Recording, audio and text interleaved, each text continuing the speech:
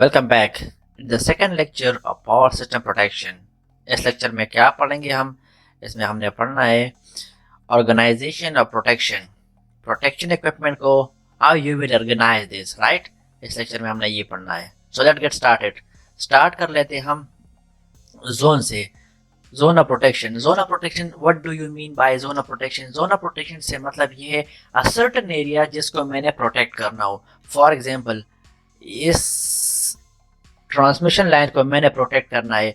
So this certain area protection is called zone of protection, right.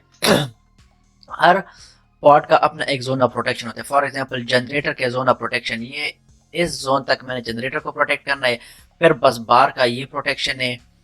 Let me change the colour. This is the bus bar zone of protection. फिर बस बार से दूसरी बस बार इन transmission zone of protection आता है। ये भी transmission line zone of protection है, ठीक है। सो जिस सर्टेन एरिया को तुमने प्रोटेक्ट करना हो, it is called your zone of protection. It's ideal to provide ring of security around each element. Each element, for example generator, bus bar, transformer, transmission line, जिस certain area को तुमने protect करना है उसके इर्द गिर्द एक रिंग, इसको हमने प्रोटेक्ट करना है। अगर फॉल्ट आ जाए with in that ring, then that relay should operate respective circuit breaker. For example, इस ट्रांसमिशन लाइन में इस जगह पे फॉल्ट आ जाए तो ये सर्किट ब्रेकर और ये सर्किट ब्रेकर ऑपरेट करना चाहिए, ठीक है। So the ring of security is known as your zone of protection. मतलब अ सर्टेन एरिया जिसको हमने प्रोटेक्ट करना हो उसको जोन ऑफ प्रोटेक्शन कहते हैं। अच्छा, इससे पहले लेक्चर में हमने पढ़ा था कि रिलायबिलिटी एंड सिक्योरिटी। अब फॉर एग्जांपल इस पॉइंट पे फॉल्ट आ गया तुम्हारा, तो अगर ये दो ट्रांसमिशन लाइन के जो दो सर्किट ब्रेकर्स है इसने ऑपरेट किए तो क्या होगा? तुम्हारा सिस्टम डिपेंडेबल होगा। अगर ये रिले, फॉर एग्जांपल ये रिले और ये रिले यानी सर्किट ब्रेकर ये ऑपरेट ना कर पाए तो तुम्हारा सिस्टम क्या होगा? सिक्योर होगा। जिस जोन ऑफ प्रोटेक्शन के बाहर जितने भी रिलेज है, अगर वो एक्ट ना करे, ट्रिप ना करे, वो रिले और सर्किट ब्रेकर एक्ट कर ले, ऑपरेट कर ले जिस जोन को हमने प्रोटेक्ट करना हो, तो उसे हम क्या कहेंगे? Your system should be secure and stable, right.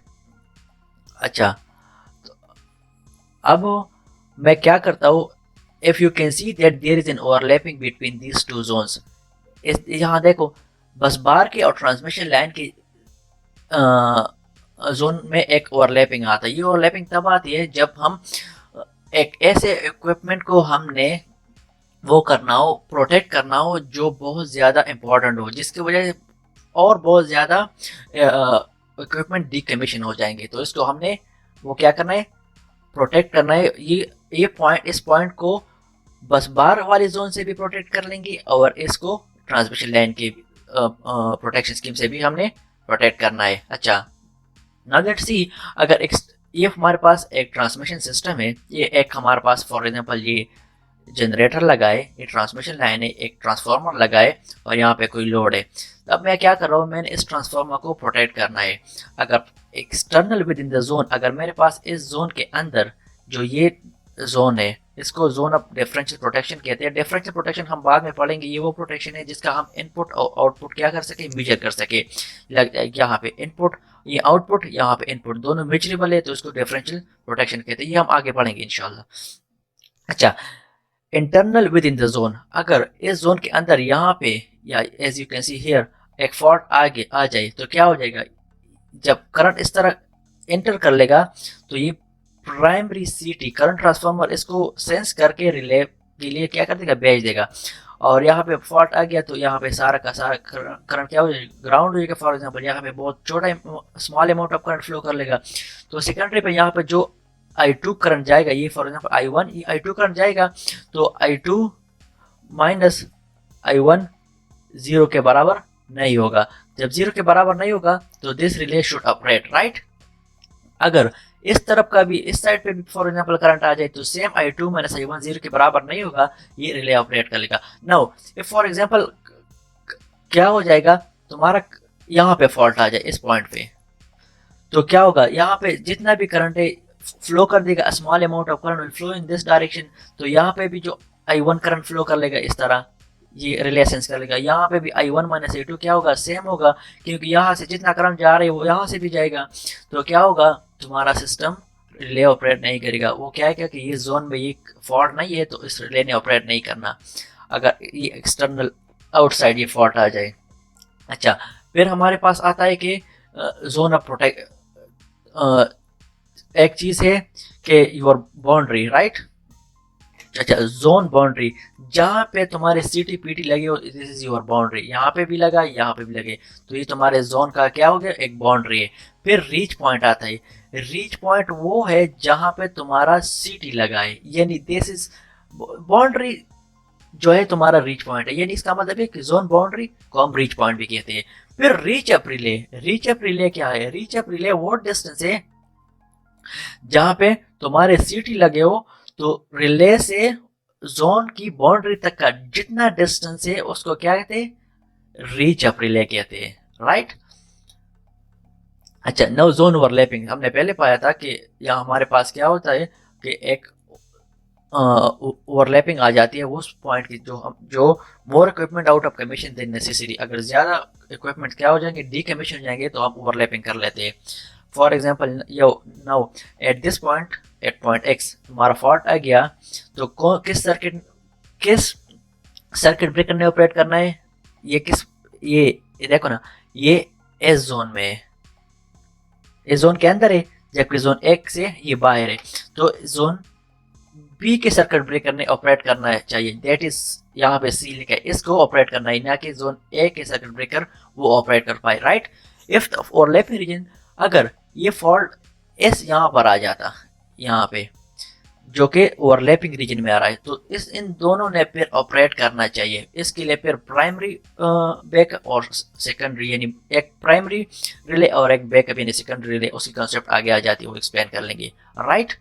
Okay, यहाँ नाउ लेट्स सी, यहाँ पर एक एग्जांपल है।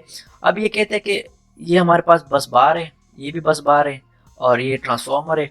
अब ये कहते हैं कि फॉर एग्जांपल एट एफ क्या हो गया, तुम्हारा फॉल्ट आ गया, विच सर्किट ब्रेकर शुड ऑपरेट, तो ये किस जोन में है, ये देखो ना, ये इस जोन में, ये इस जोन में, ये मेरा F1 इस जोन में, तो क्या करना चाहिए, इस B2 और B1 के सर्किट ब्रेकर ने ऑपरेट करना चाहिए, ठीक है।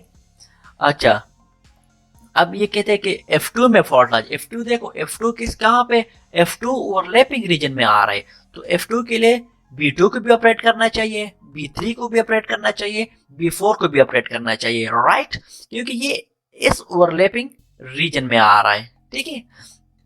अच्छा, फिर आता है कि F3 कौन सा पार्ट है, ये फॉल्ट है, ये यहाँ पे फॉल्ट आ जाए तो किस सर्किट ब्रेकर को ऑपरेट करना चाहिए, B6 को करना चाहिए, क्योंकि ये इसमें आ रहा है और ये इस रीजन में भी आ रहा है, यानी B6 B5 को ऑपरेट करना चाहिए। अच्छा, अब ये देखो ना, F3 के केस में एक ये भी सर्किट ब्रेकर ऑपरेट करता है, एक ये करता है, तो B5 का यहाँ पे रोल क्या है, देखो ये यहाँ से बहुत करीब है, अगर मैं इसको ऑपरेट कर लूंगा तो ये बस बार हमारा इन नॉर्मल ऑपरेटिंग कंडीशन में रहेगा, अगर मैं इसको ऑपरेट कर लूंगा तो ये यहाँ से यहाँ आइसोलेट हो जाएगा, तो हमारा ज़्यादा का ज़्यादा सिस्टम क्या हो जाएगा, आइसोलेट हो जाएगा, पावर इंटरप्ट हो जाएगी। तो B5 का यहाँ पे रोल क्या है, as a backup circuit breaker, यानी सेकेंडरी, पहले B6 ने ऑपरेट करना है, फिर अगर B6 ना कर जाए विद एनी केस, तो क्या करना है, B5 ने ऑपरेट करना है, या it is called zone overlapping, right. ये प्राइमरी और सेकेंडरी बैकअप अब हम इस स्लाइड में एक्सप्लेन कर लें। अच्छा, दो किस्म के प्रोटेक्शन होंगे, एक प्राइमरी होगा, एक बैकअप होगा। ये बैकअप प्रोटेक्शन कब आएंगे, जब हम ओवरलैपिंग का सीन होगा तो हमने क्या करना होगा, बैकअप और सेकेंडरी का कॉन्सेप्ट लेकर आना होगा। प्राइमरी प्रोटेक्शन क्या है, इसके लिए least amount of time required होगा और it will remove least amount of equipment from the services, like you can see here. अगर F3 के केस में मैं सिर्फ B6 को ओपन कर लूँ तो ये छोटा सा पार्ट क्या हो गया, रिमूव हो जाएगा, आउट ऑफ सर्विसेज हो जाएगा। अगर मैं B5 को कर दूं तो ज्यादा का पार्ट क्या हो जाएगा, आउट ऑफ सर्विसेज हो जाएगा, इंटरप्शन ज्यादा आएगी। तो प्राइमरी प्रोटेक्शन पहले काम करेगा, इसके लिए ऑपरेटिंग टाइम कम होता है, जबकि ये कम सर्विसेज को, कम इक्विपमेंट को आउट ऑफ सर्विस कर लेता है। बैकअप प्रोटेक्शन वो है जिसके लिए रिले ऑपरेट करता है स्लोअर देन प्राइमरी रिलेज, यानी इसके लिए टाइम ज्यादा होता है, और ये remove more equipment than required from the fault isolation, I can explain earlier. Okay, now let's see this example. ये क्या कहते हैं, for example we have a generator transformer, इसका जेड इसका सिंक्रोनस इम्पीडेंस, यहाँ पे बस बार, यहाँ पे एक लोड लगा है, ये बस बार नंबर ए, ट्रांसमिशन लाइन बस बार नंबर बी, यहाँ पे भी एक लोड लगा है, देन ट्रांसमिशन लाइन बस बार सी, यहाँ पे भी लोड लगे। ये कहते हैं कि एट सी यहाँ पे फॉल्ट आ गया, तुम्हारा फॉल्ट आ गया, तो यहाँ से लेके यहाँ तक जो सर्किट ब्रेकर लगाए, जो प्रोटेक्टिव स्कीम लगाए, वो प्रोटेक्टिव स्कीम नंबर बी है, यानी रिले नंबर बी यहाँ पे, ये यहाँ से यहाँ तक सर्किट ब्रेकर बी और ये सर्किट ब्रेकर ए है। तो टी बी, ये टाइम जितना टाइम लेगा ये किसके लिए, सर्किट ब्रेकर बी के लिए, और यहाँ से यहाँ तक का टाइम सर्किट ब्रेकर ए के लिए। As it can be seen that circuit breaker का for circuit breaker B time कितना है, कम है, जबकि सर्किट ब्रेकर नंबर एक के लिए ऑपरेटिंग टाइम क्या है, ज्यादा है। तो सबसे पहले किसने ऑपरेट करना है, इसने ऑपरेट करना है। अच्छा, अब मैं एक्सप्लेन करूंगा प्राइमरी और सेकेंडरी बैकअप। अच्छा, अब जब ये ऑपरेट कर लेगा तो ये सिस्टम, या इसके बाद ये सिस्टम क्या हो जाएगा, आइसोलेट हो जाएगा तुम्हारा। तो सिर्फ ये सर्किट बस सी क्या होगा, आउट ऑफ सर्विस होगा, यहाँ पे पावर इंटरप्ट हो जाएगी। अगर इन केस किसी भी सिचुएशन में ये ऑपरेट ना कर जाए, तो फिर सर्किट ब्रेकर ए ने ऑपरेट करना होगा। जब भी ऑपरेट कर लेगा तो बस बी, जहाँ पे कोई फॉल्ट भी नहीं है, ये भी इंटरप्ट, यहाँ पे पावर इंटरप्ट हो जाएगी तुम्हारा। क्या हो जाएगा, एक स्टेबिलिटी का कॉन्सेप्ट खत्म हो जाएगी कि प्रोटेक्शन स्कीम क्या कर देगा, पावर इंटरप्ट कर लेगा।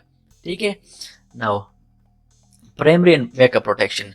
अच्छा, यहाँ पे क्या कहते हैं, यहाँ पे कहते हैं कि primary relying time is greater than backup relying time is greater than primary fault. अच्छा, बैकअप रिले क्या करते हैं, बाद में ऑपरेट करते हैं, जबकि primary relay operate at the very beginning. जब फॉल्ट आ जाए तो पहले किसने करना है, प्राइमरी ने ऑपरेट करना है।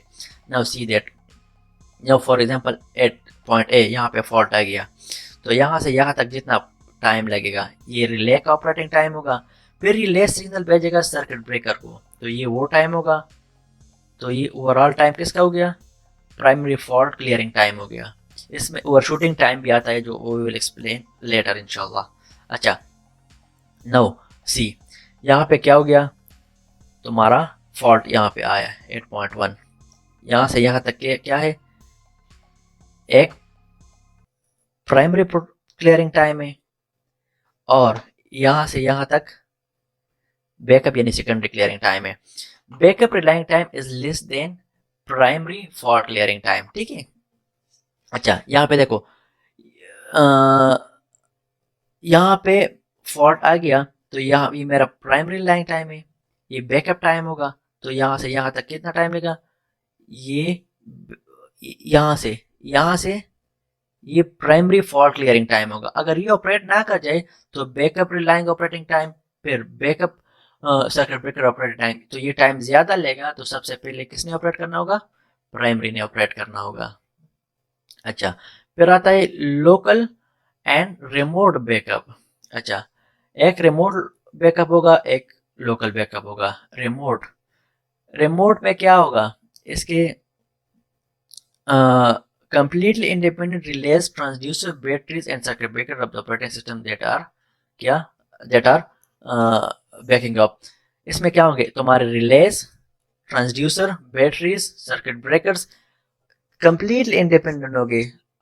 बैकअप में भी अपने बैकअप के लिए अपने रिलेज, ट्रांसड्यूसर, बैटरीज और सर्किट ब्रेकर होंगे, जबकि सेकेंडरी के लिए अपने होंगे। जबकि लोकल बैकअप के लिए क्या होगा, ये रिलेज, ट्रांसड्यूसर, बैटरीज और सर्किट ब्रेकर एक होंगे। कैसे, same substation is the primary substation, use common elements such as transducer, batteries and circuit breakers.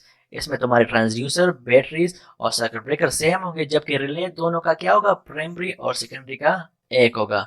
दस, अगर क्या हो जाए, अगर एक ट्रांसड्यूसर फेल हो जाए या एक बैटरी या सर्किट ब्रेकर, तो तुम्हारा सिस्टम क्या होगा, तुम्हारे सिस्टम की प्रोटेक्शन फेल हो जाएगी। इसको एक एग्जांपल से समझते हैं।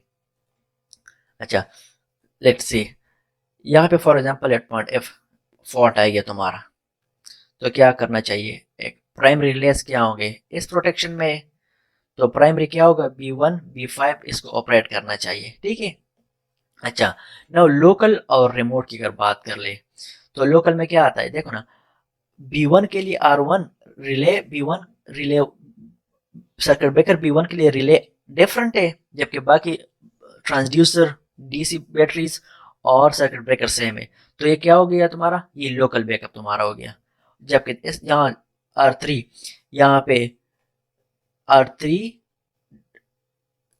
डिफरेंट क्या कहते हैं अपना अलग सेटअप है, ठीक है। रिमोट बैकअप के लिए रिले भी डिफरेंट है जबकि सर्किट ब्रेकर भी डिफरेंट है, तो तुम्हारा क्या हो गया ये बैकअप सेटअप हो गया, ठीक है। Thank you so much.